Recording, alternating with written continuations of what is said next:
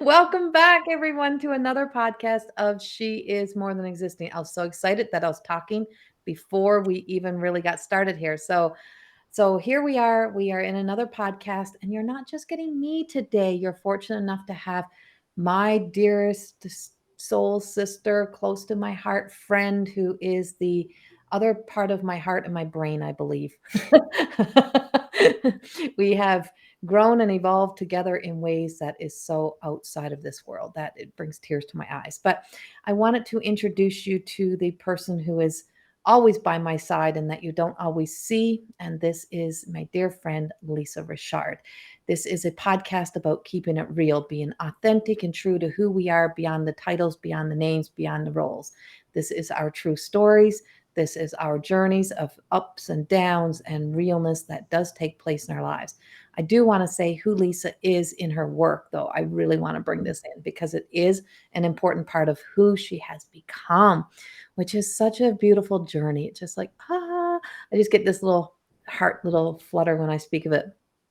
Lisa is the owner and the creator of Loving Energy Recharge. I call her the architect, builder of all things beautiful that you see in my work, that you see that comes out into the world, that is all things that I may have even struggled with in my life, trying to do all by myself, and then realizing asking is such a big thing.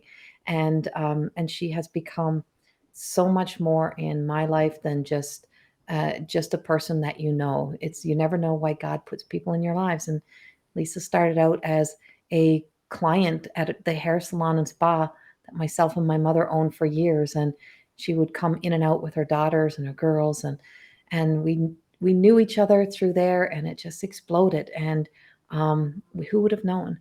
But Lisa has shifted and changed her life from being very much in that world of structure um, an organization, and went from being uh, really living one life in a professional way to living another life in a spiritual professional way.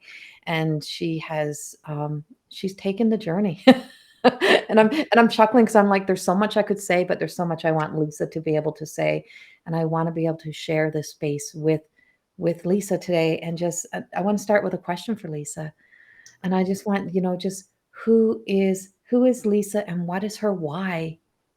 Wow. That is such a deep question. And I remember starting the More Than Existing program 4 years ago. And that was one of the first questions that we were ever asked was, who are you? And my honest answer at that time was, I have no idea who I am, but I can tell you who I'm not. And my journey kind of started from there. And, today when you ask me that question, like, who is Lisa? Well, Lisa is free and Lisa is excited about life and Lisa is passionate about the work that she does. And Lisa only chooses those things that fill up her heart. So it is very much a purpose driven life now, a messy life.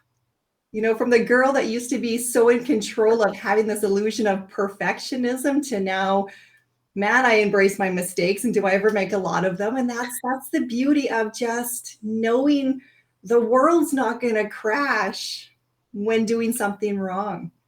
So I'm in such a place now of just learning to be authentic, learning to be real, learning to just show up as the best version that I can. And some days, I mean, that version could be a little bit messy and maybe doesn't get too far because I'm feeling the world or I'm feeling different things in my own healing journey.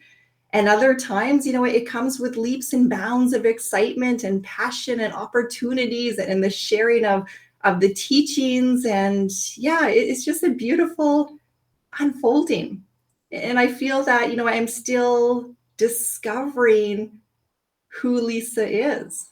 She's still allowing herself to come forward. And I say allowing because, we have a tendency to force ourselves to be something or to pick up a title, to pick up an identity.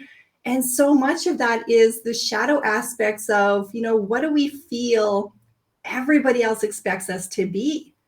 And I'm so done with that old story. So now I'm allowing her to blossom. I'm allowing her to come to life. I'm allowing her to feel the extent of her emotions and ride those waves. And I think most importantly for me right now in this journey, for one of the first times ever, and I have a couple tears because I've just realized this in the last little while, I'm allowing her to plant roots so deeply into the earth to say you belong here. And that's huge. That is really, really big in my world. Yeah. That is huge. I'm like, yeah, I'm not doing the little cheerleader. I'm like, yes, yes, yes. Yeah, big moments, big moments. Just feeling safe and secure and, not trying to escape and leave or to be something else, but just knowing and remembering we all came designed to be successful. So just allowing that to naturally come forward. And what happens when the lights go down? That's my newest thing is, who am I when the lights go down? What happens when the lights go down? What happens when we have no one around or nothing around and we're by ourselves? What happens in Lisa's world when the lights go down? Yeah, you know what I'm feeling, because sometimes I get the feeling before I get the actual words, a softness. There's a real softness to Lisa when she's just allowed to be herself. I mean, half the time I may or may not comb my hair. It used to be a big deal and an effort to put the makeup on and get dressed for the world. So when the lights go down, I mean, the real Lisa just is. She's the girl that sits with her journal. She pulls the oracle card. She connects with spirit. She lets herself to just write, or she puts on the music and she sings. And I kind of chuckle when I say that because, I always thought I don't have a singing voice, but it doesn't matter anymore. I just allow myself to sing. I have words that come forward that are my own creation of the song vibration, but they're words that are speaking to me, through me, for me. And it's just this beautiful, magical dance and blending of, I want to say, my human and my soul, getting to know the truth of who I am. So when the lights go down and I have those beautiful opportunities to find sacred time for self, it's a blessing and it's a gift, and it is a must have in Lisa's world now, an absolute must have. It's like breathing the air, that sacred time to connect, that is absolute. Because how many years did you spend, like, if you think about our years of preparing for social life, like, or work life, or stepping into our roles, how many years do you live so programmed to having to get up and get your face on, get ready, like, I got to get dressed, I got to do all this before I can even, so before you could even breathe into you had to put the mask and roll, like, get your hair done, get ready for work, get dressed, plan out. How many times do you even plan the outfit the night before? This is, I got it, so I gotta, so timed and so regulated and so controlled. And Yeah. to, right from that to this, right from that to freedom of thinking. I mean, that was always a common thing. Was, I'd say sometimes I never really ever comb. I don't look at the back of my head. I don't comb the back of my head. Right? Like, I don't know. I don't know what the back of there looks like. Who cares? Why does it matter so much to somebody who's pointing out that of us? Right? Like, why do we feel like we have to be prepared for the world that's looking in at us and criticizing or saying, "Oh, did you comb your hair today?" And why are we justifying it? Right? Like there's, but we are so programmed to that world, and then to leave that world and to know that we get to have the choice to choose. Yes. Huge transformation, and I feel like I've lost probably a good 10 years of my life being in that rat race in that program. And, I started out being a mother at a young age. I met my husband when I was 16 years old. I got married at 18. I had my first child at 18. We were super, super young. I went back into finishing my business degree. I had 3 girls by the age of 23, which is absolutely crazy when I think about it now. But there was such a period of my life where, I was busy being the mom, trying to identify with that role. And because I was a young mom, it was this pressure of, well, everybody's judging me. Now, those were stories of my own creation, but we create a role or how we want to perceive by society. So we make ourselves, push through the exhaustion, or tolerate things that we necessarily wouldn't tolerate because we're trying to uphold this image. So I spent a couple years, having the beautiful opportunity to raise my kids as a full-time mom, taking in extra children, running a day home, doing whatever I could to support that world.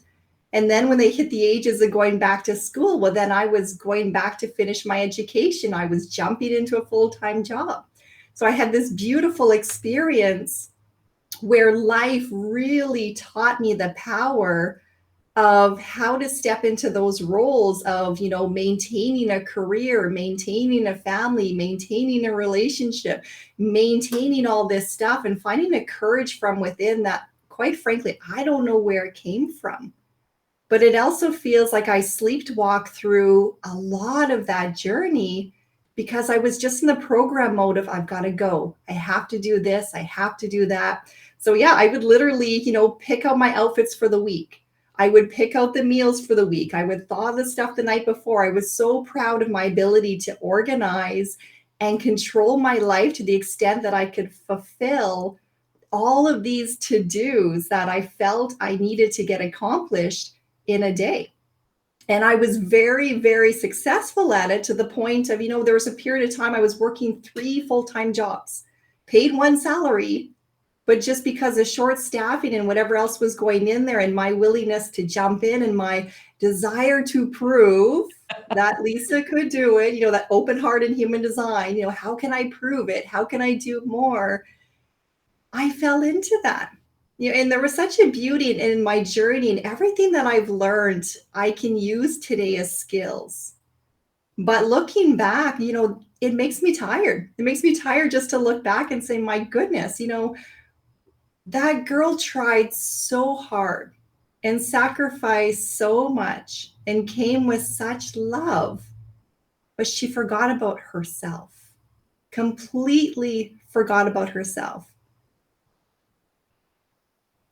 Right. And in More Than Existing, that's it, Lisa mentioned her human design, and we have to bring it in. It's a conversation that we have that is a huge part of even More Than Existing, because it was an introduction to human design that really opened my eyes to the fact that you are so much more. And I mean, the first words I got in the first 2 statements I heard in in human design had been you are the goddess mother. You are here to be that goddess mother. And the other one was stop talking to people who don't want to listen.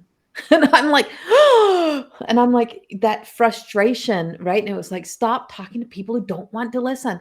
And so that began the journey of, I need to know more about who and what I am, between human design and your natal charts and all of these other little tools that we find. And of course, then creating More Than Existing, I discovered this essence of truth about myself that I actually didn't know who I was, right? It's like you were so programmed, we're so conditioned. And that life that you were just talking about is just existing. And it's not a wrong life. It's not a not successful life. It's just not our full truth. Mm. Right. And so that frustration that I would have, like, why is nobody listening? From the time I was a kid, I'm talking to parents who don't want to listen to me because they don't see a channel, right? They didn't see a channel in wisdom. They seen a little girl, right? Whereas you were sometimes maybe looking at a little girl, an 18, 19-year-old, and seeing a woman, but she was still in her teen years living a woman's life. Yeah. Right. And I mean, that alone, and having the power and the courage to do that, I mean, that speaks of such great success. So human design really truly opened probably up for you the ability to see where that came from, to be that woman, to be that young girl who had the virtues to do that, right? The courage, the strength to be able to do that, and where you could see that flowing through, right? Like in the human design. When we look at human design, we see our centers, and there's a lot to explain. It's a whole conversation itself. But when you now look back at that beginning, 18, 19, and you look and compare to your human design, what do you see? What do you notice? It's funny, and I imagine there's some of the audience members that are going to relate to this, but my whole journey into human design, and I was so grateful because the More Than Existing coaching program that I was a part of it in the early stages, and that's still in involvement now, for those that want to walk that journey, that was the first time that I ever stepped into something and said, okay, I am committing to me. I'm committing to this program. I'm going to invest into myself. And my first thought was, how are you going to afford to do that? It did come at a cost. I said, well, I don't need to watch TV.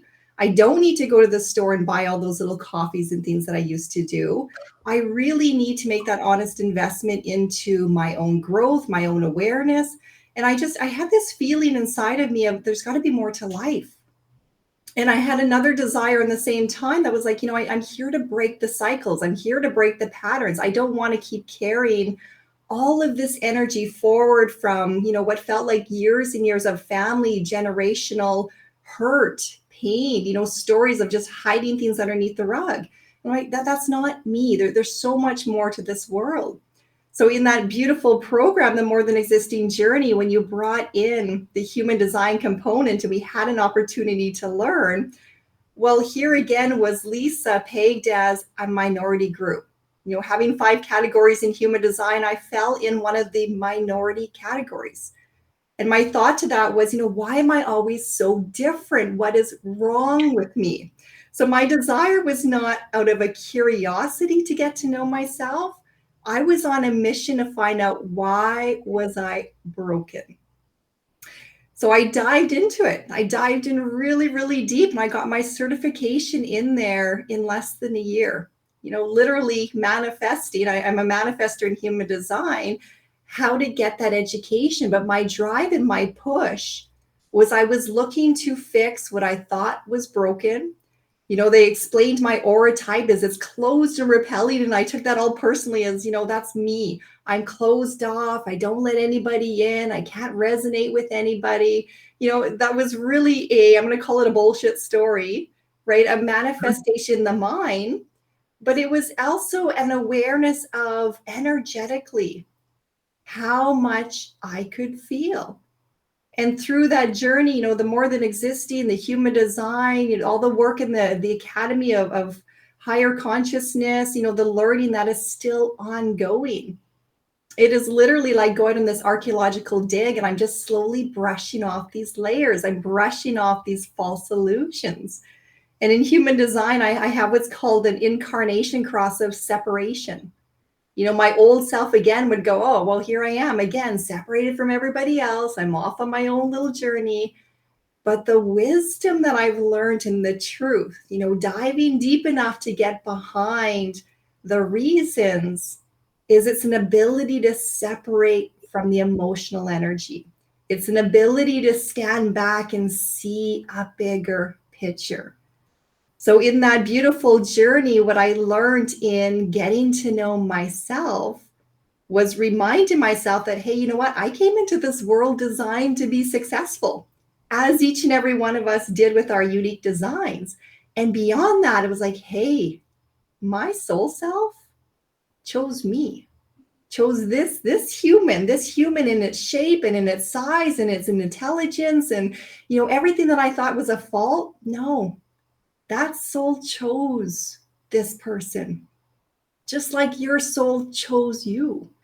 So we're never a mistake. We're never an accident. We're never broken. And it's become this beautiful journey now of remembering my truths, which also means I am so far from perfect. Human design will bring out our flaws. I'm wired for sensitivity. I'm wired to take criticism really, really personally. So I had to learn how that affected my body, how it affected my mental patterns, how I could get beyond that to be like, all right, Lisa, you are literally in an earth that's the size of a marble floating up in space. It is not all about you. So it's been absolutely wonderful. And I look at my daughters. I have 3 girls. The youngest just turned 22 this year.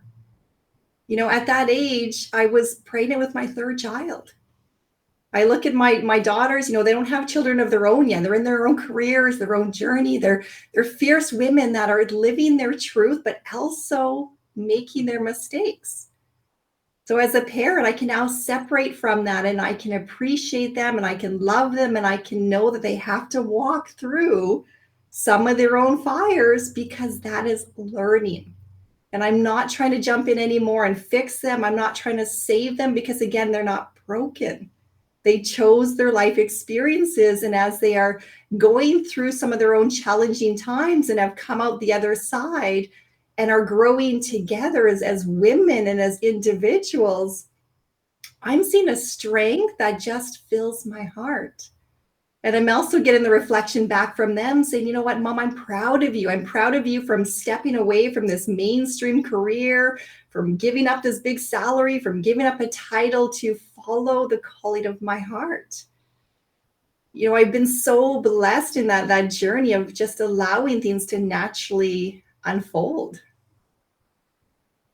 And and I just remember this, like Lisa would always have this way of saying of saying I'm different or I don't belong. Like she'd come in and she'd be like, "Well, I'm different from you all," or and finally I just said to her, you know, being me and myself and I'm just like, "Stop saying that." I said, You make yourself separate from people because you literally are telling the people that you're better than them. You're right, like, and not in a way of you're better, but you're just like you're different than them. You're more I'm not with you. So it's like the hands that go up and push us out. And we Mhm. all have that little we all have that little we that little weapon, that little sword that does that, that says, get back, get back, get back. Right? We all have that we do somehow and we don't realize it and we don't realize how it comes out in our conversations. And then we wonder why people are pushing back because we just drove them away. Oh, yeah. Like, Yeah. we just pushed away the opportunity for people to love us, to like us, to be a part of our world, whatever it may be, and to also then be able to use discernment to where we want to be because we've already created that narrative, that story that this is where I'm going to be, this is how I'm going to live, this is right. And I don't belong, I don't belong, I don't belong. And that was a huge part that in all of what we've done, in all of the tools, all of the work, more than existing, the academy, everything was knowing the power of our own will. Yeah. How that's our own free will doing that. The places where we're placed, like being placed in more than existing, creating more than existing, bringing in human design, bringing in all of those things into it, that's all God will. And God will is still, even though we're kicking and screaming sometimes, it's God will putting us together as even soul sisters and friends, God's will over, over our own will. And so there is that comes in. My thing was, if they're too nice, get away. If they're too nice, get away. And Lisa was one of those too nice people for me. Mm. And I for so long pushed that away because I seen her and her perfect family. We had kids that danced together. We had, I would be the one going to dance with just me, myself, and my daughter. And that Lisa would be there with the supportive husband and the three kids. And you tell yourself the narrative of what you think people are living, right? You create the image of their life. And then it was like, well, and she's just too nice. She's too sweet. I'm not that kind of person. I can't be friends with someone like her. Right. Like, and they, you would tell yourself those stories, but they become the mirror reflection of ourselves in a way. So when you look back at your life now and look at where you were and you look at how we push away love and friendship and light, what comes up for you when you think of that, right? Like, Oh my goodness. You know, I had such a closed heart, such a closed heart. And you know, in my healing journey, I learned how to do the emotion code, you know, for those of you that are familiar with that. And I had to go get my own treatments done to open up my heart walls and to open up my heart in general. And, you know, I look back at all the times, you know, starting from childhood of being shy. Well, I wasn't shy. That was a label put on me because I didn't know how to express myself. You know, so that's where the I am different story came from. So, you know, I was so good at creating my own world and my own illusions of what I thought to be true. And I really, you know, had to reflect back on that to kind of question the whys of it all. And I see the little girl back in school, you know, being shy. So she's not talking to anybody. She's got to play up this character to this story. You know, somebody's coming over, walking my way, wanting to say hi or wanting me to play. And I'm head down. I'm turning away. So my body language, everything about that individual is screaming, go away, you know, and taking that into the workplace, you know, with the illusion of I'm going to bury myself into my work. I'm too busy to go for the coffee breaks. I'm too busy to go and socialize. That is not allowed to be that way. Someone would give me a compliment. Oh, I'd make up an excuse. Everything about my energy was so closed off to receiving love. And then it dawned on me one day, through all of your teachings and all the work that had been done, I sat with that for a while and I said, I am such a giver. I love nothing more than to jump in and help somebody, save the day, so to speak. But it's just a feel good feeling. And it came into my awareness that when I'm not allowing that from somebody else, when I'm not taking a compliment and saying thank you, when I'm not accepting someone's help and the grace of their time, I'm literally energetically looking at them and saying, fuck off. And I'm like, oh my gosh, like I would never, ever want to do that and hurt somebody that way. But here's my energy doing that. So when that came up into my awareness, I was, I need to start opening up this heart. I need to start allowing other people into my life. I need to start trusting. I need to make the time for the friendship and not the excuses of, well, someone's going to betray me. Someone's going to do this. I got to stop judging people and circumstances and creating stories of what I believe is going to happen when it hasn't even unfolded yet. So I've called myself out in a really, really big way, and I have grown leaps and bounds in my heart's capacity now to really allow myself to feel. And it has been a very uncomfortable journey. It's not easy when you first start, allowing yourself to be vulnerable and trusting again. But man, the opportunities and the magnetic alignment to getting back more experiences and more individuals that support that growth and that way of being, and I had to remove myself away from those that were gossiping and negative, and not the people, but because I would hold on to that energy. So I started to change the dialogue in my own mind. I created a 40-day affirmation program, but that was for me. It was to start rewiring how I would talk to my own heart, how I would close off my own heart. And I even caught myself in my healing journey purposely bashing my heart, condemning my heart, because then I could feel. I could literally feel it squeezing in. I could get the visions of what appeared to be the angels coming down to rescue me. So I had this dialogue of, the only way I can connect, the only way I can be rescued, the only way I can be saved is to punish myself and to hurt myself. And it was such a false illusion, because what I saw that appeared to be coming down to get me was actually me falling away from the light in a big way. Denying ourselves, right? And it's like we don't realize, as not just women, as everyone, that we don't realize how much we deny ourselves the opportunity to live a life of love and in the light.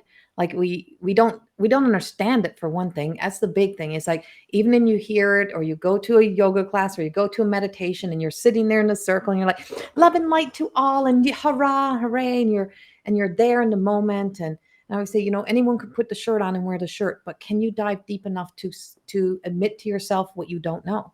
Admit to yourself what you don't understand and what you don't know about yourself. Because if we're doing it, if we had it figured out, we wouldn't be on repeat in these cycles, right? And so there's this denial. So when you look in at your life and you see it, like how much we deny ourselves the opportunity to live at peace, to live in contentment, to live without so many of the things that we've created as a necessity to have. Like, we're here to suffer, and we're here to, you're here to wait for the savior to come in. You're here to wait for someone to create the moment, the opportunity. But we deny and ourselves the opportunity to be that creator, to be that person, or to sit in the light, or to go deep enough to discover. And so that sense of self, right? When we look at denial, and you look at how much we have denied ourselves the opportunity to just live freaking beautiful lives.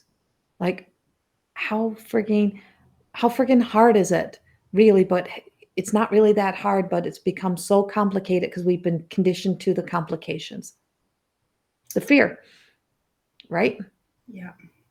I've had to eat a lot of crow, and I've had to go to my husband many times and say, I am so sorry. Because looking back, and especially during the times of us being young parents and, the many, many years, and my husband and I have been married 26 years now. We have a beautiful relation. I have been so blessed, with his open heart. And he's actually been the reflection of unconditional love for me. I was the one pushing it away. And I look back to, raising the kids, and I had this illusion of, well, I'm the mom. I got to take care of all the housework. I got to take care of the kids. I got to do the homework. And whenever the poor man would want to jump in and help, I would freak out. I would freak out to the extent of, well, that's not the right way to do it, or I would appreciate the help, but then I would go and I would change it and I would do it my way, or I would criticize. I was really hard on the poor man, and then hard on myself because I denied any aspect of help. And then I would complain that I'm not getting any help. I would sit with the women complaining about relationships and complaining about all the faults. I had nothing to complain about except for my own willingness to let go of the control, which I now identify that at that time in my life, it was my safety net. So my husband and I have had these beautiful conversations, and I've had to sit there and I've had to say, you know what, I haven't been overly nice. I have been quite critical, or, I have energetically not honored you the way that I should. And those humbling moments, letting down the defensiveness and letting him openly share how it made him feel, and not trying to defend myself, but to say, thank you. Thank you for having the courage to express that, so we can heal it. We can bring it to the light. We can sit in the knowing that, we did the best that we could at the times with what we learned, but now we know so much better. And our kids are grown now, so it's just the two of us, and our relationship is getting deeper and deeper and better because of allowing the vulnerabilities to surface and pulling back the rug and airing out some of that stagnant energy that's been there for so long. And it does go both ways, because he's also had, things that he has held that he needed to approach, that I could say, hey, wait a minute. I'm not your mother. I'm not the same person. I'm not, I'm to be identified as me.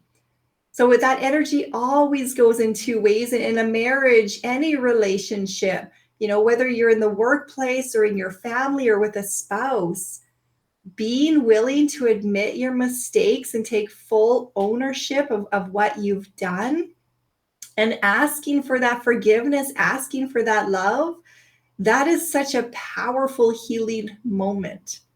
And it's like that fresh start of, that's in the light now. I'm aware of my behavioral patterns. I'm aware of my tendencies. I'm aware of my triggers. I'm aware of that not self child, my tantrum that likes to jump in when, I'm feeling like some other needs not being met. So now that I'm aware of it, and this is the more than existing journey that we've been taught, now that I'm aware of it, now I can choose to do better. And because of the healing journey, because of the tools that you have gifted us through More Than Existing, through all the teachings of the Academy, I got this whole tool belt of stuff that I can quickly grab something.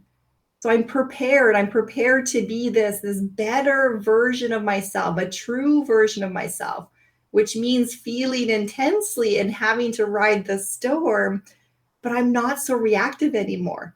Now I'm taking that deep breath, and I'm coming from a place of responding and asking, what is this teaching me? What is the grace that I can learn, and how can I empower myself and the other as this is unfolding, as life is unfolding, because life is messy and we can't control what's happening out there, but we can control how we respond to the energy. And to bring that peace, to bring that love, to bring that deep rooted stability of, we're designed to be successful. So whatever that storm is, there's going to be another side to that storm. There's going to be another side to this moment. So how do I personally want to show up on that other side? And sometimes I fall down and I get picked up again. And other times I'm standing and I'm, mess, but I'm standing and I celebrate. I celebrate that. I celebrate the girl that got up from the ground to try again. I celebrate the girl that came out scraped and bruised and in tears. And I celebrate the moments of the woman that has held strong, because they're all equal. They're all equally deserving of that love and that respect. Mercy, mercy, mercy. Oh, Right? Mercy, mercy, mercy, mercy. Like, just show yourself the mercy, right? And that's huge. Mercy, mercy is shown in grace. Is when you surrender into whatever is happening and not running from it, not avoiding it, not saying it's not happening. I remember in More Than Existing, I think it was in like, it would have been level 1 or whatever, when we're teaching it, I'm like, for all of you that ask someone, whether it's your partner, whether it's your children, to fold the towels or put the dishes in the dishwasher, and then you rearrange them and do them again, that's selfish and unkind of you. yeah, That is cruel, because they were trying to do something and you instantly told them that that's not right, that's wrong. Nobody can help you. So that's why people stop helping you. exactly. People give up trying to help when you keep living in denial of accepting love and light into your life. And so whenever, no matter what people do for you, it's never right or it's never enough. And people have a tendency to want to try to fix your pain. They can't fix your pain. Never. They can never fix what you're going through, but but when they step into just being a support and holding space for you, sometimes they're offering to do things for you that you're denying. So then people walk away from your life, or they walk away from helping, or they walk away. And that's how relationships even end. Often that's how relationships end. That's why sometimes people go out and look elsewhere for somebody who's going to accept them as enough, right? And that's a common thread. And we don't want to have to face that in our own selves, that we can be our own problem or that we create those problems. And when we start to look at ourselves and when we choose to more than just exist, is that you recognize that. And I remember saying that time again, like, or if you want your, if you want your partner to be that of your best friend, then you are also denying yourself the opportunity for this part of the relationship as well to grow. If you want your best friend, you should have married your best friend and not the person that you were marrying for. And they're like, and I said, I give those statements in a way of saying, dissect that statement, dissect that, see how many half-assed truths are in there, how many lies we tell ourselves that we accept, right? Is that's I like things done perfectly. I like, no, perfection is fear, right? Perfection, OCD, is that we're afraid of letting the establishment crumble because there is a weak foundation underneath. So in that denial and denying yourself, so now that you have that openness and that acceptance, that we're, for the most part, Mhm. and perfected it, you look at your life now and you see that difference in how you even show up, or how the things you let go of, right? Like you said in the beginning, sometimes I don't even comb my hair. Like, I let go. And when we let go, how we find ourselves getting into that flow, because people always don't understand what the flow means, but to get into that flow. Yeah. Yeah. And it's such an energetic feeling. And that I'm chuckling because I was that person that would clean the house spotless, a learned behavior, but it had to be spotless in case somebody dropped by. But the reality is nobody dropped by because I was always so busy cleaning that I never invited somebody to come enjoy the space. Right. So now we live in this beautiful place. We're on Vancouver Island, and it's a place where people do want to come. It's a beautiful place to visit. And I'm proud of the weeds in my flower bed, and my grass goes brown in the summertime because the sun's heating it up. And I still have bathrooms from our company that needs to be cleaned. But yeah, I'll get to it when I need to get to it, because it's not the priority in my life. And then the people coming to see me aren't coming to see and judge my home. They're coming to spend time with myself, my husband, the island. Everybody's on vacation, which means that I'm also on vacation.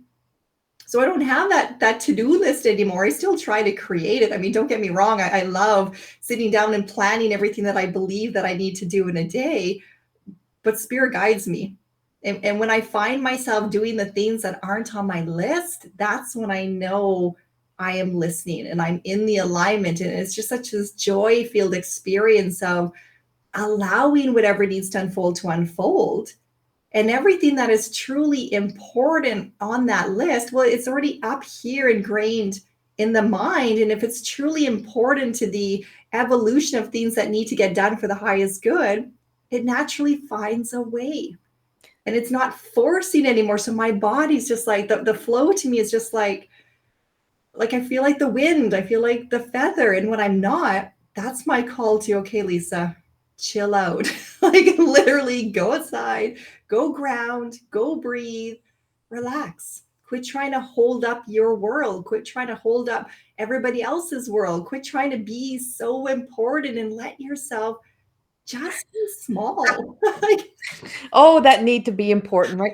And we all have that need, like, and there's no one can say, "Oh, I don't really want to be important." Yeah, we all want to be, we all want to matter somewhere, right? And so that's where I would say that's where science and spirituality does meet, right? That we all want to burst from the seed, we all want to blossom into this flower, we all want to be something, but the comparison of being somebody, I just finished speaking of this, like being as kids when we barely had TV, right? Like back in my day, especially. I mean, we went from I was black and white TV to color TV to turn the dial to a remote control, and then you had records and you had cassettes, and you knew your world of success and being successful and looking into the eyes of people who were in your world. So my level of success was my grandmother as a kid. Like, that woman is like, that woman's amazing, like the thing, she loves us, and I just want to be a loving person. And that was the success and mattering, being a loving person. And then as we've evolved into such big worlds of being able to have a voice and be present, then we want to matter everywhere, right? Like the expansion of mattering has grown, and then we've added all that pressure onto ourselves to matter. Then we what we've done, then we start denying ourselves the opportunity to live the lives that we truly did really want, because we get so battered, so caught up in the mattering part of it.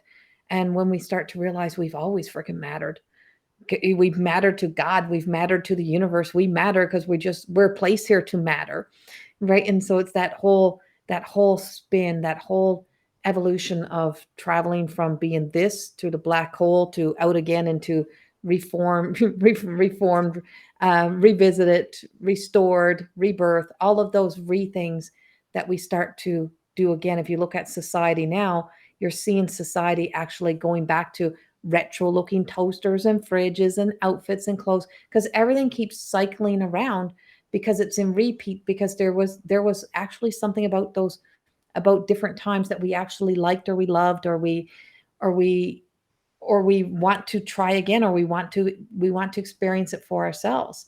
So when we look at want to matter, and we look at in the now of mattering, and being right here and mattering right here right now, and being important, can you see how important we really are? Like that level of success. And I say I never looked at myself as I retired. I'm like, I'm like, how come I never said I retired? Like, I totally retired from a job. Like, how come, and what am I trying to prove on this other side of retirement? I got to retire early. Now, not with the ideal life, but so to you, and I said to Lisa, you get to retire as well. We mattered enough to the universe that we got to retire early. And now we get to live. And so looking in and looking through this hourglass of our lives, I just seen days of our lives. I just did too. In the days of our lives, Yeah. in the days that you exist in the now and mattering. Yeah. Do you really feel that difference of how much you really just matter to, well, to a lot of people, or to yourself, or to what you have successfully given to the world thus far? Mm. Yeah, powerful, powerful question and powerful visual, just to see that hourglass and those little sands coming down. That truly is our life. Our journey is such precious moments of time, and we don't know when that time is going to run out. I mean, I've had lots of losses in my own journey, and every time that happens, you're shocked and you're surprised, and there's a part of your heart that just shatters. Mhm. But we forget to look at our own lives and our own days and our own moments and go, every single second is a blessing. And to connect with the I matter, it had to start with self first. And that was a big part of my journey, was allowing myself to matter to me, to treat myself with the same respect and dignity and kindness that I was giving so freely to everybody else. But I was forgetting to fill it back into my own cup. And I'm in such a beautiful place now where, I know it matters when I'm out walking and somebody smiles and I greet their smile and I say hello. And it matters in the grocery store when I'm noticing someone's having a bad day and I make a compliment. I acknowledge it. You bring that out. And we have so many opportunities to matter in what might feel like insignificant results, but those add up to be big moments in time. And not only do they fill up the other person, but when you're open to receiving back the smile, receiving back the look, receiving back the opportunity to be of service, well, now you've just mattered in the energetic vibration of creating more love and light in yourself, in the world, in your community. And it was really difficult, especially going through COVID, having some of those isolations and having to adapt in new ways. But there was also blessings in there to truly connect with what mattered. Well, being able to see people really matter, because I sure felt that disconnect. Being able to hug somebody was extremely important, because when that's taken away, so looking at all those things that kind of call you back out, when you no longer have the option or the choice, what truly matters to you and why does it matter to you? And then allowing yourself, I need to take the responsibility to bring more of that to the forefront. So if the hugs matter, the touch matters, the connection matters, are you making the effort to be the one to offer it first? Or are you holding yourself back, wanting something that your body is saying, I need to fill up my cup? Why not take the initiative? Why not have the invitation? Why not see if perhaps the other person needs their cup filled as well? Why not offer the handshake, offer the smile, offer the reassurance? Why not be the reflection of what you are wanting more of? We're responsible for the kindness and compassion that we give to the world. We are responsible. We are responsible to be that, right? Like, and when we look at it, it's like, okay, I'm not responsible for the bullshit that of other people's, but I am definitely responsible for how I'm going to show up in this world, to be kind, to be compassionate, to be caring. And if I only have to be on a screen to do that and show the world in a video that look what I did today, look what I gave somebody today. No, that's bullshit. What you do when nobody's looking matters the most. And that's where it matters. And that's where it counts, right?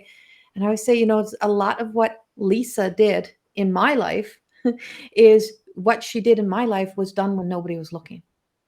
A lot of what she gave in kindness and compassion was a mirror reflection to the kindness and compassion that I needed to show myself, right? That I was giving out a lot, but same story back. I wasn't opening my heart. So Lisa really gave me, when nobody was looking, kindness and compassion in a way that sometimes came in as a kick my ass, but and I'm good at kicking ass, but it kind of stopped me in my track and just said, what you tried to drive away of somebody who was nice was the essence that you couldn't see that you do a lot of nice things in this world.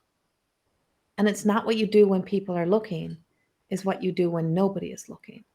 And it's then, and because it became such, um, I guess in some ways, sometimes unappreciated, right? Because people don't know how to appreciate people because of that closed offness, that you just kind of, then I built up a lot of frustrate, like a lot of tainted energy. I call it tainted energy, right? And I'm like, I'm sure Lisa had some tainted energy with me along the way.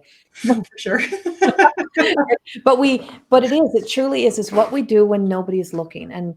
And that's when we discover that how important we all are, that we all do matter as a society, as a world, and what we do in that. And so when we look back, when we look through this journey, and what do I have to give to the world?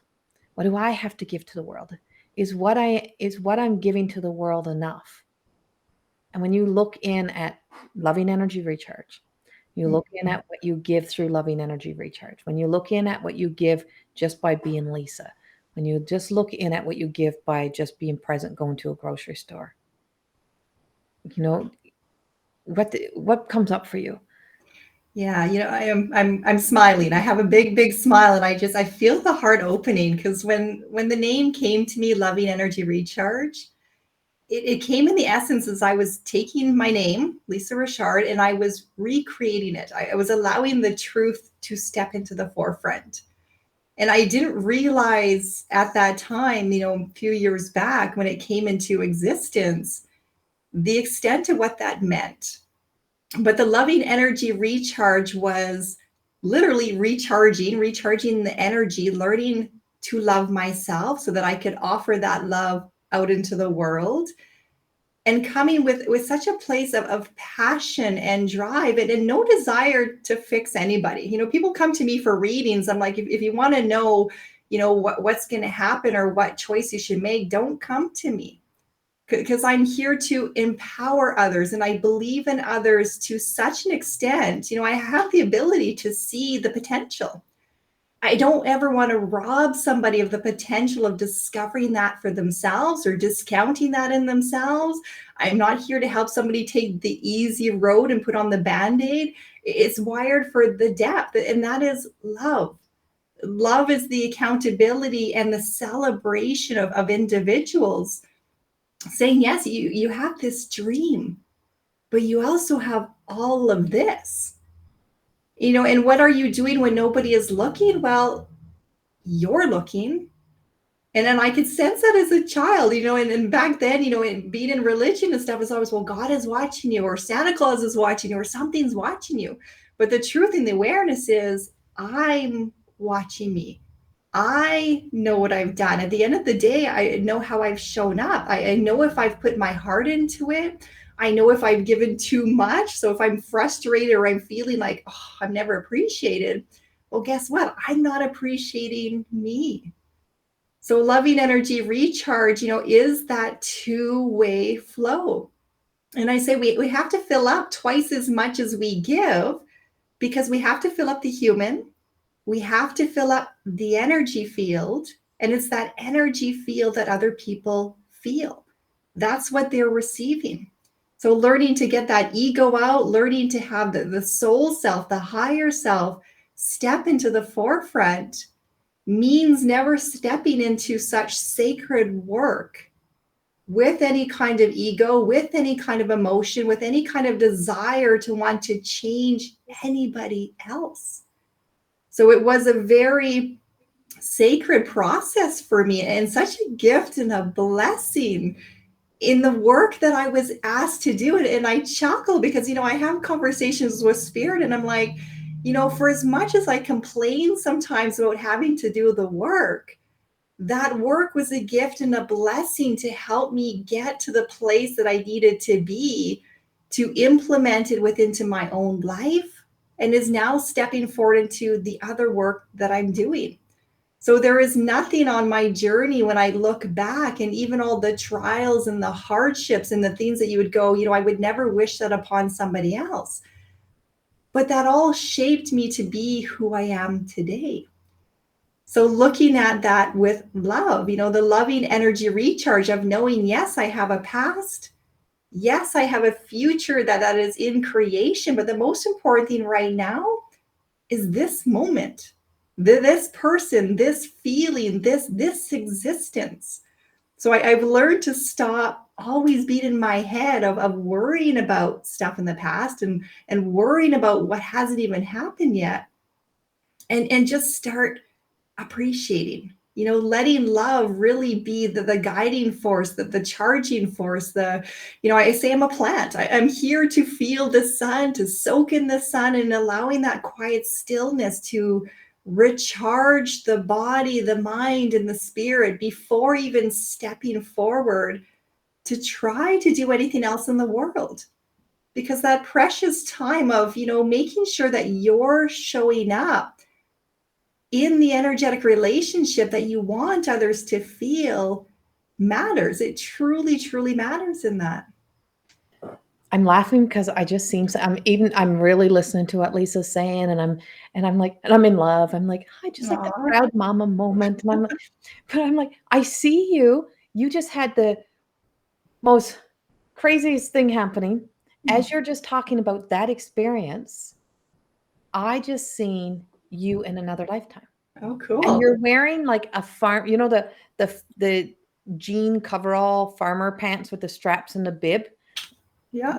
That's what it looked like, and you literally had one of those on, and you're like and you had 2 little braids coming down, Mm. and you were like straw hat, and I'm like, "Oh, this is, like, totally another time," and I could see you stand up, and you're holding up, like, carrots in one hand and something else in the other hand, and you're, like, standing there, but it was definitely from, like, pioneer days, right? Like, something of the pioneer days, and I'm like, "Ah, Lisa, you are talking truly from your soul, like, this is truly from the soul." And that's the beautiful thing about who and where we are, is that we are living from the soul. Like the soul is your truth. And I'm like, that's a soul experience. I've never seen that on you. I'm like, Aw. it was so cool to experience that as you were talking, this was like pulsating out of you. Just, it was like a Mm. pulsating energetic energy that was just coming off. And I'm like, I love when I see those, and I have the ability to see beyond, for anyone who's wondering and saying I don't see that on her, but but I see beyond, and I could see that pulsating on you. And that's a true, true truth of knowing that someone's really speaking truth. Mm. And Lisa speaks truth, and there's nothing like what you hear is totally authentic. And I always say, if it's bothering you, then it's something that is within you that is saying, that reflection is saying that you fear kindness, or or you're expressing an emotion, but there's so much more to that emotion. And there's a wheel that we use in More Than Existing. I don't know what level it's in, but it's a wheel that shows the emotions, right? And we have the major, because we express through words emotions. I'm angry, I'm sad, I'm mad, but what are you really feeling? Yeah. What are you really feeling, right? What is the real truth beyond that?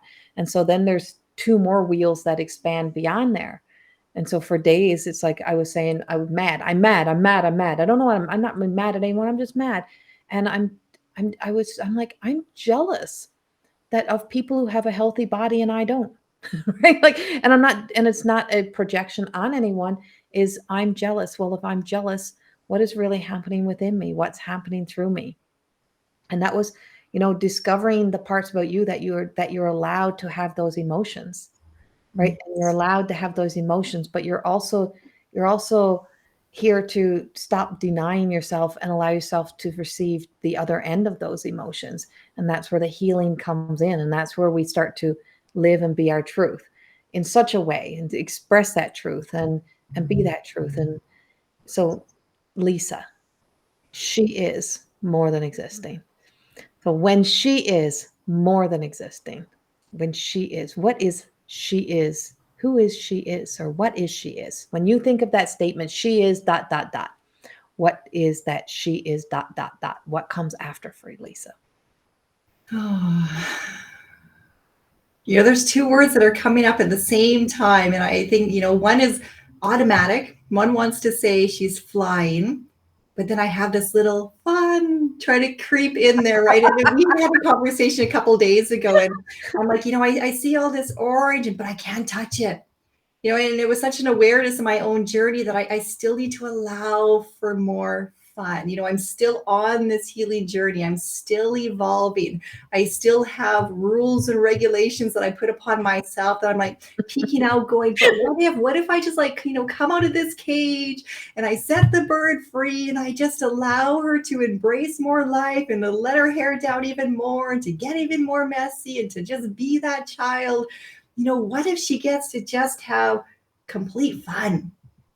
Well, then she's truly going to be flying. Right now it's kind of like the little butterfly coming off the ground, and often quite often, she does get to go out there and experience this new sense of awareness, just by embracing the beauty of Mother Earth, noticing the plants, the animals. We're lucky we have the ocean here, we have the mountains here, the sunrises, the sunsets, so many things that are gifted to us freely. And it fills my heart. And that's my definition of fun is, going down and seeing, oh my goodness, look at all the people that have come out to watch the sunset. Like, how beautiful is that?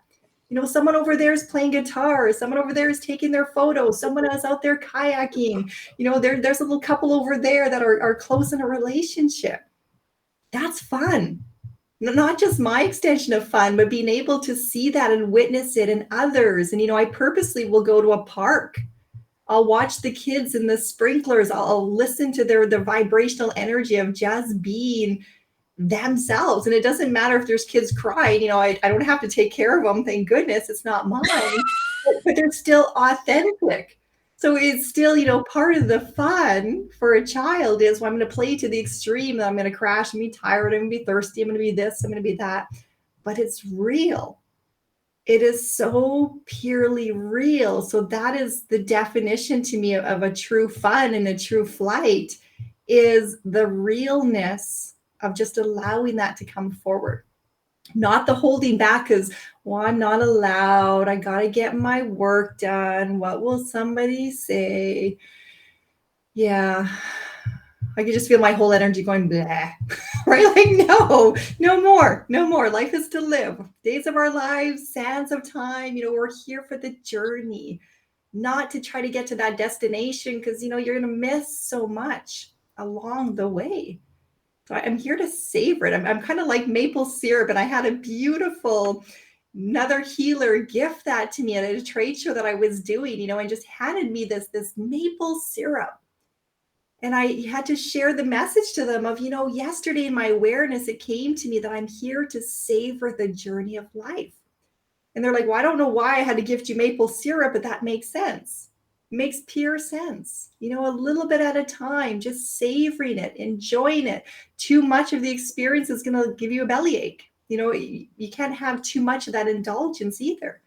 So sometimes the fun even comes in the quiet moments of literally laying in the sun, or enjoying that bath time, or just doing something for yourself, putting your hands in the earth, growing the flower. I love the overall picture because I'm like, yeah, because the Lisa is not afraid to get dirty. She's not afraid to do the work. And abundance comes in growing the carrots, growing whatever, the natural beauty of understanding that it starts with the seed, and it starts with nurturing, and it starts with care. And it starts with things allowing to blossom in their own time, and including self. That was part of my journey. Don't rush me because I'm here to savor it. I'm not ready yet. But then to allow it and to get to that place of, all right, I'm now ready to bring that out of the dirt. I'm ready to bring it out of the shadows. I'm ready to hold it up for the world to see. I'm ready to open up my heart and say, I'm here. I'm here. I don't know what is to come, but I've arrived. I feel like I'm at that place where I have arrived. More than existing. I'm like, yay. And one last thing before we leave, let's end this out with what's one message that you can give to inspire another woman who, to be that support, to be that inspiration? Love yourself, be yourself, see yourself, put yourself first. And that literally means, placing your heart on your hand, or your hand on your heart, heart on your hand, however you Everyone put it. do that, bringing it to that forefront so that you're connecting with you, you're feeling you're reminding yourself that you matter. Yes, you have a lot of responsibilities, but you are a responsibility to yourself first. And Corrie teaches this in More Than Existing, that reference to the animals, where the mother lion has to feed and take care of herself first, or she will not have the strength to take care of the babies, and they will perish. And it's the same to us as parents, as individuals, men, women, it doesn't matter who you are. if you're not being honest to yourself about how you feel, about what you need, about treating yourself with the love and the respect that you want the world to show you, if that's not coming from within first, then you're not able to see it out there. So learning to flip things around. And I think that's why I said, the heart on the hand, because we just finished, going through my Truth of Existing Beyond the Reflection, Corrie's second book. And that was the journey, seeing yourself inwards. You're not broken, you're whole. You have everything you need to be successful within you already. So don't look for it out there. Don't try so hard to prove yourself out there. Don't have the expectations of what it's going to look like, because it's going to appear like nothing you could even imagine. Feel it, grow it, nurture it, savor it, enjoy it, hold it. Don't give it all away. Hold it and feed it and love it for you. Because at the end of the day, you see yourself, you know yourself, you are the one that can pat yourself on the back. I've started to do that more and more for myself and say, what, I'm proud. I'm proud of what you have done today. And really try to find, those little nuggets, because for so many years, my mind would lay down at night and remember everything that I did wrong or everything that I still had to do. And I learned to change that story. So now I lay my head down the pillow at night and I purposely go through my days to find the beauty, to find the celebration, to find the moments, and they keep adding up and adding up and adding up and adding up. And it's going to sleep feeling peaceful, reminding oneself you're successful, you're whole, you accomplished an amazing lot in your day. Regardless of what your day looked like, you got through it. Sometimes that's the accomplishment right there. So high five yourself, and give yourself a thumbs up. And I tell my human design students, give yourself a thumbs up. Now look at your thumb, because you are the only one with that thumbprint. Mm-hmm. You are uniquely you. Don't try to be anybody else. This is who you're designed to be. So be you in the world. Let the world be blessed by your presence. Yeah. When you stop trying to be authentic, you already are authentic. You arrived authentic. We are all so much alike in so many ways, but we're just born authentic. We have our thumbprint has a heart. As our heart has its own thumbprint as well. It has its imprint of our own heart. And then we add in the stories and our experiences, and we all have an authentic self. And then we have similarities that make us the oneness. And when you accept and stop fighting to be so different from everyone else, and you come back in to just coexist and support and be loved and be a part of those that align to that truth, life changes. Life changes. And it's such a beautiful journey. And so I'm honored to have Lisa by my side. And she is a huge part of the journey. She's also a huge part of More Than Existing. She does edit those books and she edits all those videos. So she knows more about More Than Existing, about the books. She's probably read them more than I've ever possibly, because I write them. So everything I do is channeled. Everything I do comes out and is gone. Everything that Lisa's doing is she's like banking up all of this information and knowledge that she's gaining from here and then blending it into her own, because it all comes from one source. It all comes from the one place, and together we shine, together we grow. And so in the academy, Lisa does offer the free human design, the intro. And then she has coming up programs in September, October. I have some advanced classes starting in September for those wanting to dive deep, and more in October, and a whole lot coming out.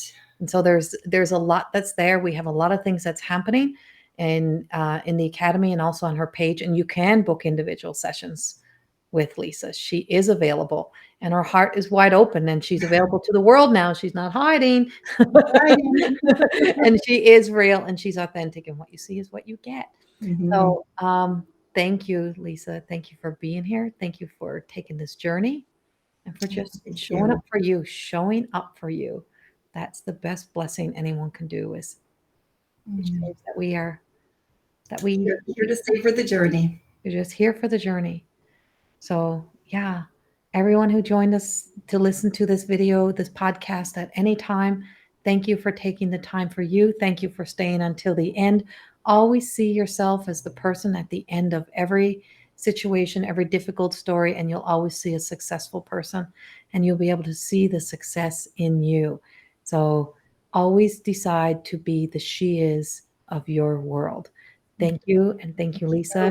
Much love, and thank you to everyone that's watching, listening, and putting the effort and truth into yourself now. Have a beautiful day, a beautiful life, and much, much love. And catch us on our websites or on MTE Academy and on our Facebook pages. We are everywhere, everywhere. Google us, you'll find us. Much love. Bye bye.